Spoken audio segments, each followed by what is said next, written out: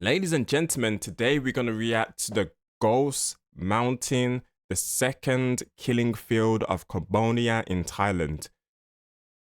Hopefully this video can give me more of an insight of the history and Thailand and Cambodia and the whole situation and things like that. And the temples. I'm very intrigued about the temples, so hopefully it can give me some answers about that as well. If you guys want to see more videos like this, make sure you give it a like. That's all I ask for is a like, and make sure you comment down below what you want to recommend, because that's how I pick my videos. I just look and go, I want to react to that. Okay, this person says check out this, I will check out that. That's how I usually react to them. Let's get into this video. Let's see what it's all about.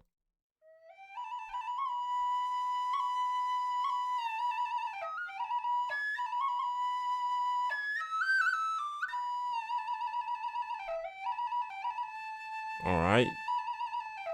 Shout out to James, who directed the video. Or did it say Jamie? I can't remember. Inside the once majestic country of Cambodia. After a decade of war. What the heck? Let me know what that tree is. This is why I can't watch long things. I just question everything. Anything I don't know, I just question. Let me know what that is. History witnessed the collapse of the horrific Khmer Rouge regime.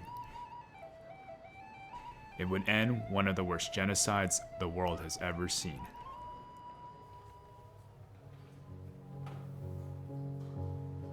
This memorial helps to ensure that the world never forgets those who died during the years of Cambodia's killing fields.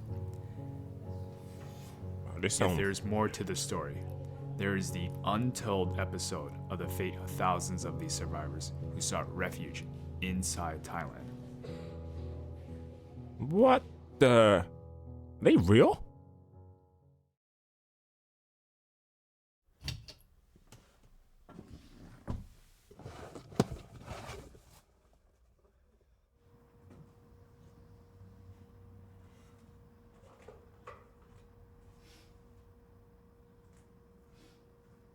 This is my father, Bun Sang Tang, in a refugee camp in 1980. 1980. I knew since my childhood that my father was a survivor of the killing fields, but I was shocked to learn killing that fields? he and many thousands of others faced a more terrifying atrocity: the massacre on the Temple Mountain called Preah Vihear. Preah Vihear. And my son James, he never gave up. He always pushed me to tell him the story. And I always say to him, I said, I don't want to relive again. Just don't, So he just say, well, just tell me one time. So that's how we get here to do a documentary. Okay, Dad didn't even want to talk about this.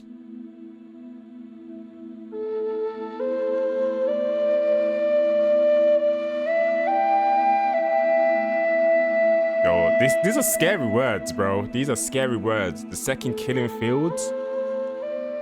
The second killing fields. When I was a child, I never thought that I would leave the country. When I was in Cambodia, we have a great time before Pol Pot time. We are playing ping pong, soccer, You play soccer. games, Football. go out with the friends. I was the youngest of 8 She's children. laughing too hard. My family was very close. My dream was have a piece of land, build my own house Okay. with a pond, and raise my own animals, and have lots of kids. Old school, old school. The market in Cambodia was full of good food. No one was starving before the war.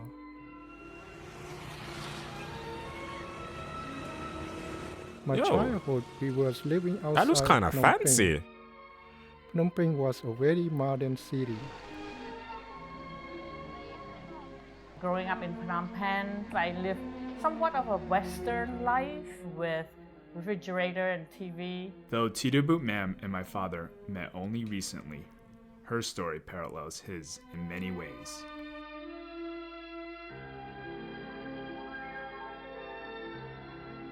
At that time, TV was turning from black and white to color,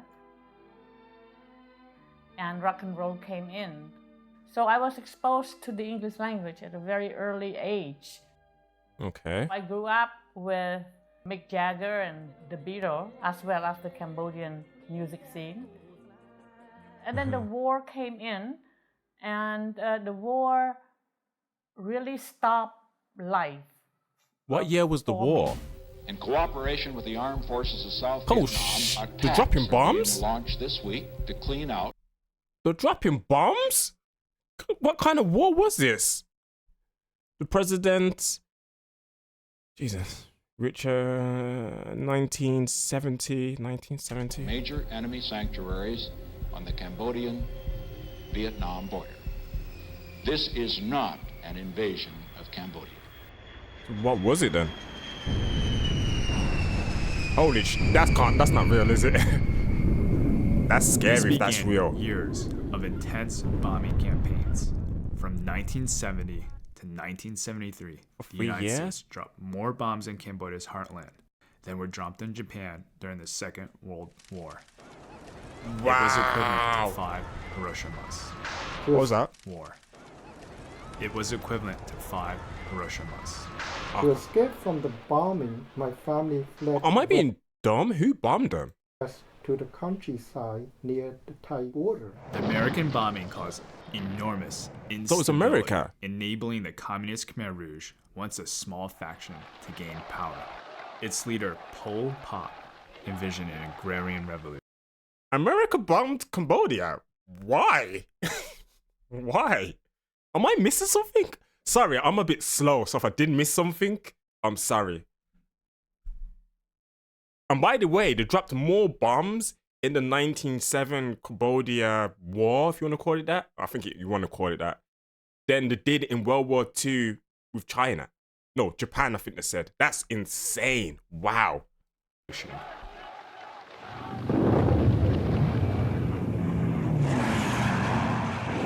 An aim to wipe out everything he determined to be modern. Oh, man. When the country fell to the Khmer Rouge in 1975, its army purged the cities and committed atrocities on an unbelievable scale. Nah, that's crazy, man. Crazy still. When we were forced out of Phnom Penh, my father told me everything is going to be okay. And that's the last time I remember my father. 7 million people were forced into labor camps. The killing field. Is that what they call the killing field? They told us, this is your place. You got to build your own house, and you got to grow your own thing to feed yourself.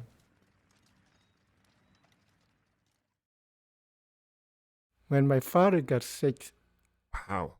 How deep? How much? What the? 6 minutes in? What? I'm blown away in 6 minutes. Wow. So the country gets bombed in 1970 to 1973 by America, if I'm not mistaken, to drop more bombs in that war than they did in World War II. And then after that was done, they said, hey, you guys have got to build, eat, create your own house by yourself.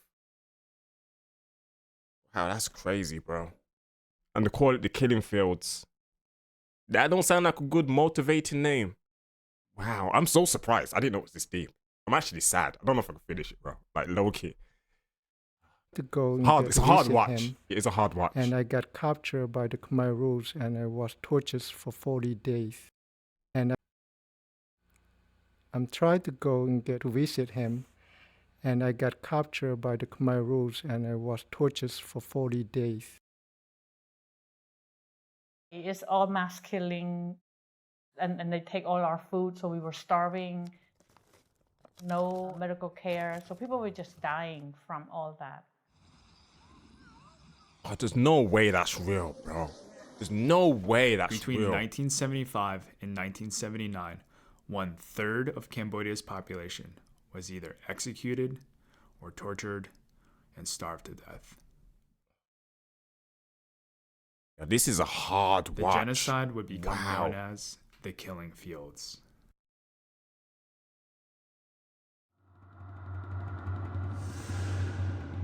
Four years later, Khmer Rouge were killing off all the people from the city and was coming close to my village, and they stopped. The reason was there was a coup d'etat in Phnom Penh. On Christmas Day, 1978, communist Vietnamese troops invaded Phnom Penh, forcing Pol Pot out of power. Is that the president? Like, who forced him? Communist Vietnamese troops invaded Phnom Penh, forcing Pol Pot out of power. In the chaos that followed, forsaken and starving Cambodians fled to the border with neighboring Thailand. We have to make the escape because the chance of surviving in another communist regime is very low for all of us. After the concentration camp, I reunited with my father, and my father told me that we have to get out of the country right away because we don't know the situation in the country. We have to get out now. Now this is crazy. Honestly. We make an ox cart. We make our own wheel from scratch. We prepare this for a 3-month journey.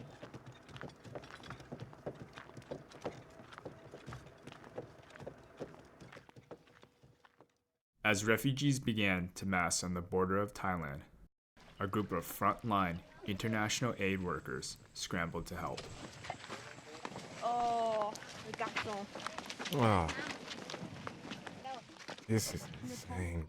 We were disappointed there wasn't more public outcry. I mean, this was a major human rights violation. Pas du beurre.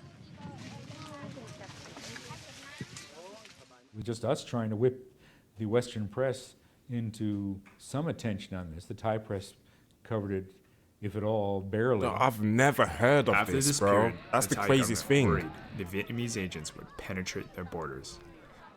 Without adequate assistance to manage the stampede, they were reluctant to allow refugees to cross into Thailand.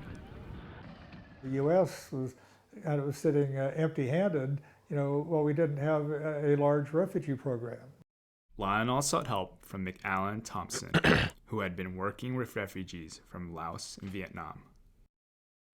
In the spring of 1979, it sort of doubled up the problems on the Thai government with all these very large numbers of people coming in. And you blamed them. And you blamed them. Starving. It looked like people, coming right out of Auschwitz. What are they going to do with them?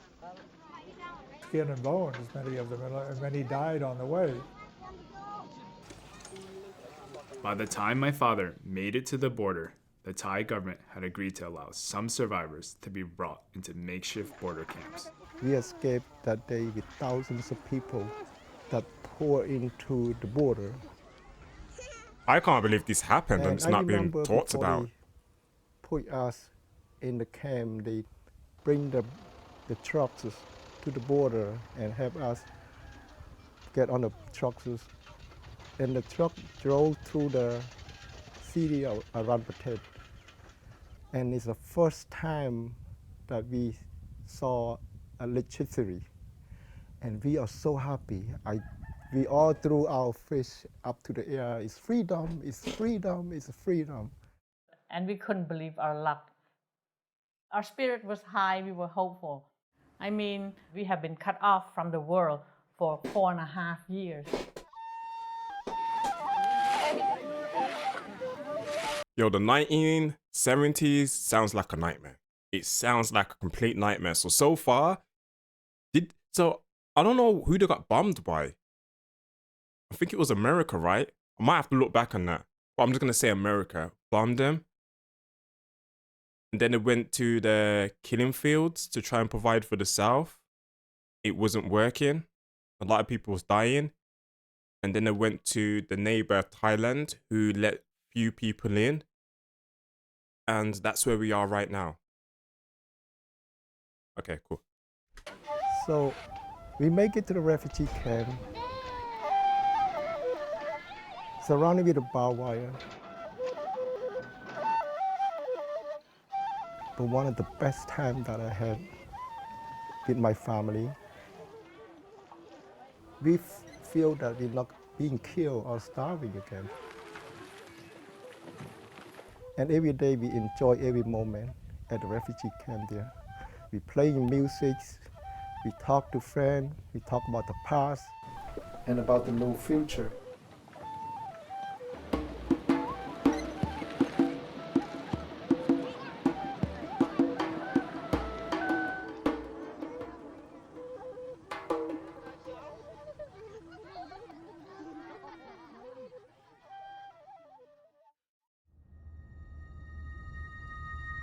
By June of 1979, the Thai government became impatient with the pace of Western action and threatened to force refugees back into Cambodia. Wow. As the population along the border grew, the Thai became increasingly apprehensive. None of us could get round the fact that this was becoming a very inconvenient problem for our political masters. It was, showing no signs of abating. The numbers amassing on the border in the border camps. Oh, so it wasn't actually in Thailand. They were just on the border. This was going to be a major humanitarian disaster. That people came forward and mobilized very quickly, but it was not a pretty sight. This is so sad. There was resettlement going on. Buses would come, people would leave, but even then you weren't sure they'd be processed. You didn't know where they would go or what would become of them. And for most of the people, they didn't know if they were going to get resettled. They lived with constant anxiety over this. And we also didn't know. In fact, we were being told that everybody was going to be pushed back to Cambodia, any day now. This is crazy. We were out there constantly trying to identify those closest to the U.S. and send them off to other camps away from the border. My father's happy interlude in the border camp were short-lived.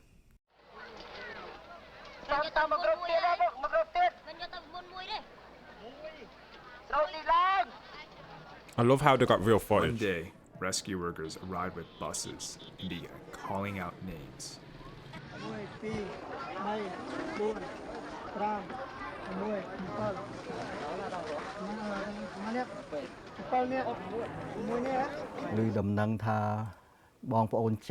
Some Muslim Cham people came down to say goodbye to us. Okay. Then we were celebrating with them by saying the Buddhist expression, "Let it be." May they reach their destination with happiness. Then after that, they departed with the buses, one after another. We were thinking, oh, when will be our turn to leave?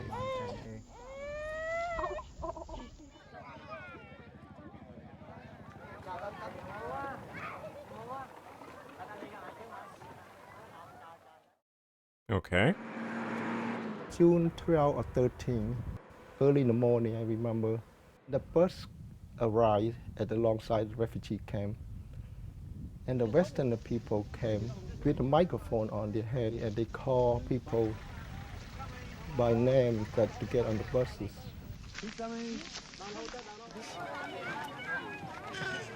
The scene was just tension-filled from the time we arrived that morning. And they keep calling, and then more and more people get on the bus.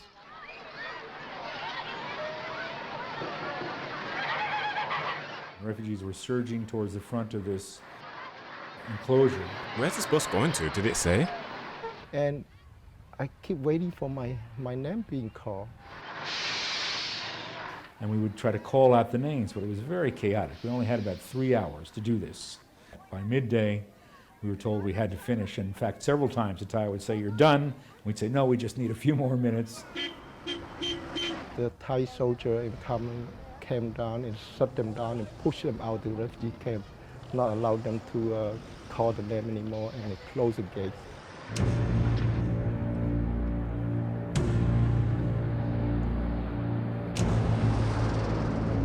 After permitting the relief workers to relocate just a few thousand refugees, Thai soldiers cut off the rescue and forced a desperate mob, my father among them, back into the camp. I might need subtitles. I feel like I'm struggling to hear a bit. I'm just like deaf. But what's the point? Where did they relocate them? The next day, we heard a rumor that those people being forced back to the border. After just one day, they came to us. The Thai soldiers came with the bus and said that we can go to a third country now. So they're taking them to another country? You're going to Bangkok, to a refugee camp in Bangkok. So there's this mixed feeling of fear and happiness. We don't know. That's kind of scary. We knew something was going on. All these buses were carrying refugees away from the camps somewhere. We didn't know where. We told them that if you send us back, we're going to get killed by the Khmer Rouge. We just ran to the corner, cry and beg them not to send us back. About 2,000 of us, children and old, we are human chained to each other, that we refuse to get on the bus. We won't get on the bus, doesn't matter what. Even if they kill us, we're going to be dying here. But I thought it was getting sent to Bangkok, and I didn't know what they was going to do. Where does he think they're going to get sent? Like, send you back? We dropped the little baby and the children on the mother's arm and threw them on the buses. Oh, wow. So when your children are on the buses, the parents automatically get on the buses. And they kick us, they beat us up. We have no choice that we get on the buses. I saw some people that they put their hand up to here that you're being killed, you know. And I saw a couple Westerners, and they are crying. They try to help us, but they no way to get to help us. We was terrified inside the bus because we don't know where they're taking us. And we still have hope that they might be tell us the truth, that they transfer us to a different camp. I want to know where they're going to. Are they really going to Bangkok? Because I pronounce it. The bus drove us 14 hours. Okay. 14 hours that night until early in the morning. What happened was they had about several tens of thousands of refugees scattered in various camps along the Cambodian-Thai border. And the Thai government, for some reason, decided that it was going to push these people back to Cambodia. They were tired of them, whatever. Okay. They gathered together about 42,000 of them, took them to this temple on top of a mountain on the border called Preah Vihear, and pushed them down the cliff. Huh? What? What do you mean by that? There's no way to actually just... When we got there, we don't know where we are. And they forced us out from the bus at gunpoint. Why did they say they pushed them off the cliff? They made me think they took them to the cliff and pushed them off. I was gonna say that is so this is already messed up, but that's just messed up. And they told us where to go. And we found out that we are on top of the mountain called Preah Vihear Mountain.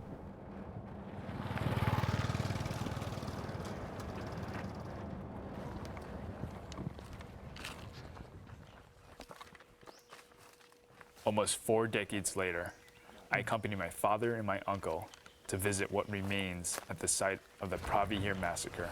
It's very difficult to walk through here. But they did push him off. We followed the track that everybody went.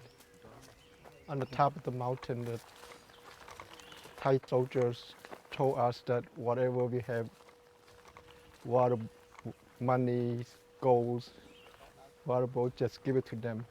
Wow. And they say you're not gonna need it down there. Just drop it in the bucket and give it to them. Hold on, did he say water? We're not going to need those. Where we have Thai soldiers told us that that's whatever dirty. we have, water, money, goals, water boat, just give it to them. What if money goes, just give it to them, you're not going to need it. Wow. And they say you're not going to need it down there. Just drop it in the bucket and give it to them. As you can see, the cliff is so steep down. And they keep gunning us down. So I don't understand what happened. So they literally pushed him off? We have no way to get down. We have to hold the wire to lower ourselves down, clip by clip.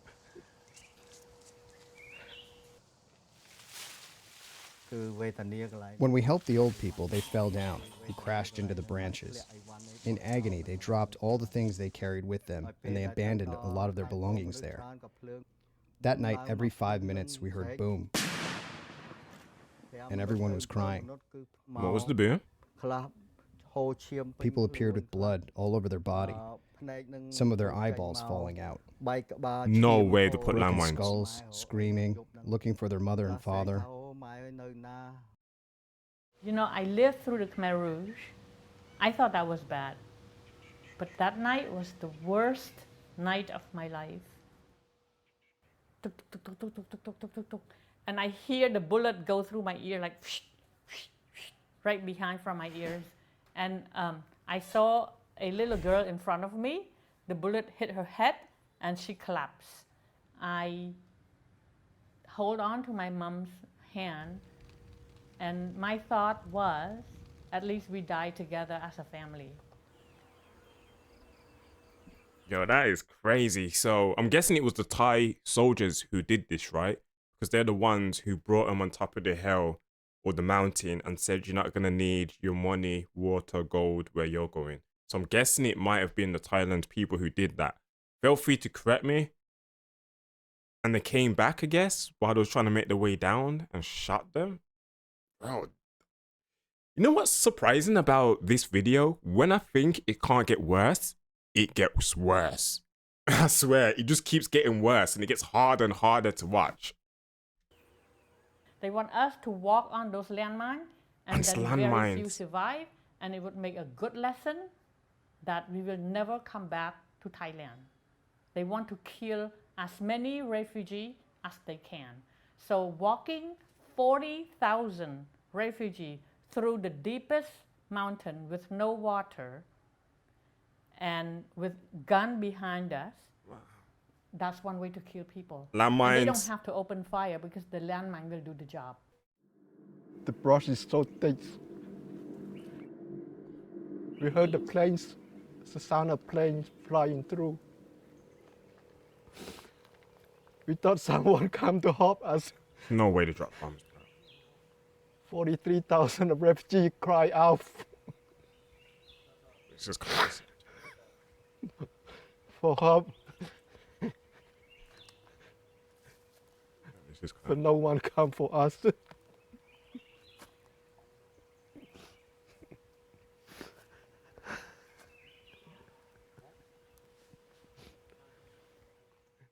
The border soldiers call it Ghost Mountain because they hear the cries of children at night. This is so sad, man. The soldiers say that there are lots of bodies down in that area where they can't bring us. And the landmine is still there. That's why we can't get in there. So they've been finding more and more of this stuff in the ground here. The clothes, the plates that we just saw, and then they pick up a few bones here and there. This is a bone that one of the refugees died here. R.I.P. man, that's a messed up way to die. There's no road going down.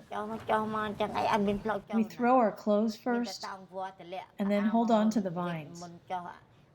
We're afraid to sleep at night, anywhere except on the tracks we're walking on. My in-law told us not to go anywhere. Don't go anywhere. If you move, a mine will explode. You poop there. You cook there. You sleep there.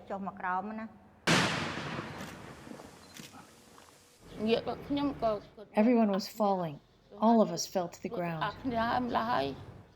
And then in a moment, I gained my consciousness. I saw blood on my hands. All here was broken, my right and my left.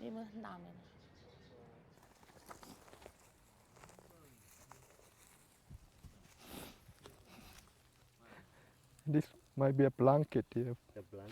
For the UN to give it to us. And sometimes they use that to cover the body because the body is always. Yeah, they wrap the body. Wrap the body and just let it sit and rot it.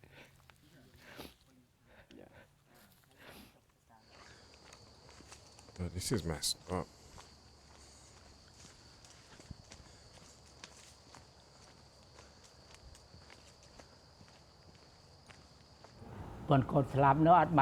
When my wife and daughter died, I couldn't take the bodies with us because I was injured. I couldn't walk.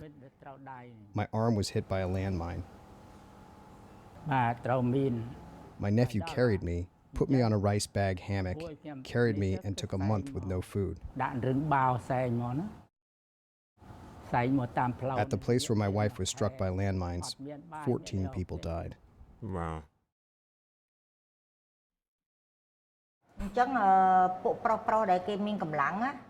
The strong men that carried rice and carried supplies ran to seek water, cook rice, and other things.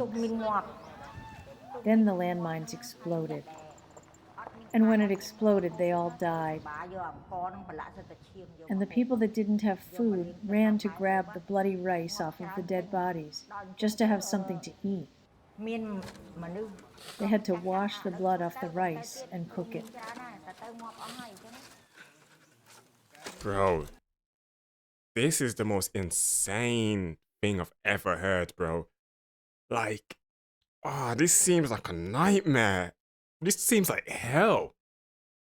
Imagine that. The mine blows up. Blood scatters on the rice. You have to go and get the rice, clean the rice, wash all the blood off the rice, and eat it. Like, bro, oh man. And I just can't get over how they're meant to help the refugees who was on the border, and Thai brought them on a cultural bus, brought them to the mountains, pushed some of them, shot some of them climbed down and fell and hurt themselves. Some of them stepped on landmines. Like, bro, it's insane, bro. They're trying to wipe them out, man. That's messed up, man.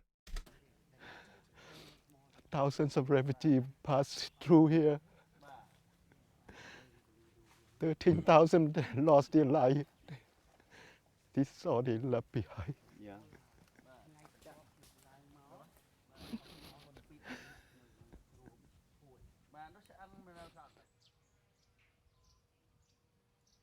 I lived through Pol Pot for almost 4 years. I was detained, put in a concentrated camp, tortures. But to live through Preah Vihear for that 3 months' time is worse than you could even imagine. For 30-something years, I still have a nightmare night after night.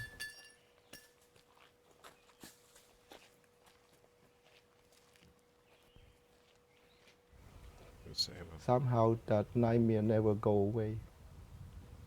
Just keep coming back. I would have nightmares too, bro. You gotta be mentally strong to go through what they went through and stand up today and tell that story. That's insane. My father and I walked through the jungle for 3 months. When we got on a small city, I found my brother Chiu, and through the jungle for 3 months. What, through the jungle for when 3 months? When we got on a small city, I found my brother Chiu, and we settled down. And my father kept telling me that you have to leave and go back and escape again. I said, how could I escape again? I mean, after all we lived through and been through, my father said, you're still young. You still have opportunity. It's not safe to be here. And I say, what about you? He said, just leave. So I was very upset when he wanted me to leave him. And I left him without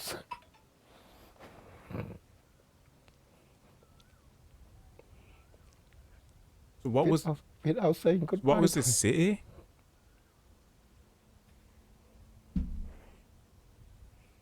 He said he walked for 3 months in the city and found his dad. What was the city? What was so dangerous about that city? He didn't tell us. Well, we escaped back into Thailand 3 months later. And fortunately, this time I got rescued. The Western person that come and rescue me put me in a minivan. And when the minivan drove away from that campsite, I broke down. I never cried that hard in my life that I was safe. And a month later, I received a letter from my brother that my father passed away. That's so sad, man.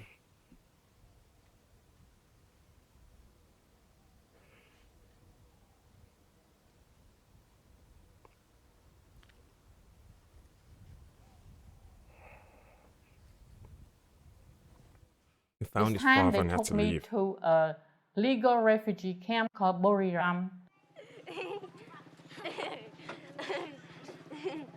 And when we reached Buriram, we celebrate because now we are legal refugee. And to me, that was a gift. To me, that was a second life. So I made it. Are they not like upset about what the Thai soldiers did? Or am I missing something? Like, didn't the Thai soldiers bring them to the mountains and then take the water, gold and whatever they had and force them to go down a hill and had landmines and shot some of them, and some of them exploded from the landmines. Some of them was in the jungle for 3 months. Like, are they not upset about that? And then they went back to Thailand and they got rescued and they're happy. But do you forget about, I don't know. It's so confusing. It's confusing. Feel free to like make it clear for me. This is confusing at this point. Today I'm a painter. I have more than I can imagine. And I kind of like to become a painter because I'm able to travel to different places, meet different people, and sit back and look at the work that I've done, and I take pride in what I did. One thing that I wished for many years was to be able to say thank you to the people who saved me. I did not know their name. Nick's happy. One day, while painting a house, that wish came true, and the seed for this film was sown. It turned out that the homeowner was renovating the house for his stepfather, Bob Devecki. Doug came into the room and introduced me to Boon Sang. I'm shaking. I said, that's the man that I'm looking for all these years. I meet my hero. Cultural values are the core principle. My father, mother, uncles, and aunts have come a long way from the killing fields. That is an insane story, man. While they take pride in passing on their culture, they are most proud to call themselves American. Ladies and gentlemen, once again, a big hands for them, please. Thank you. Happy New Year, you guys.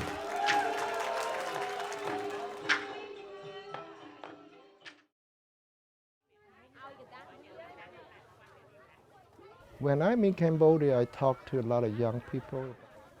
And I always ask them, I say, did you hear about the pushback of the refugee on Preah Vihear Mountain?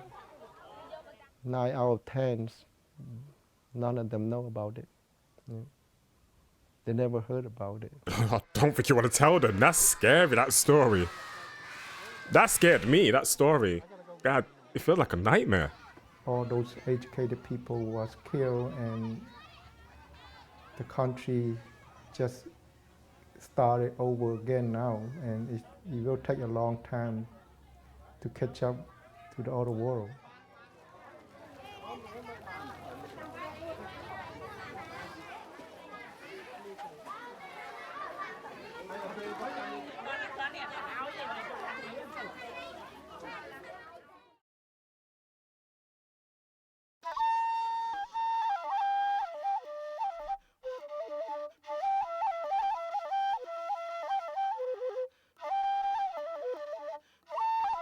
I have a clue what that says, by the way. Is it over?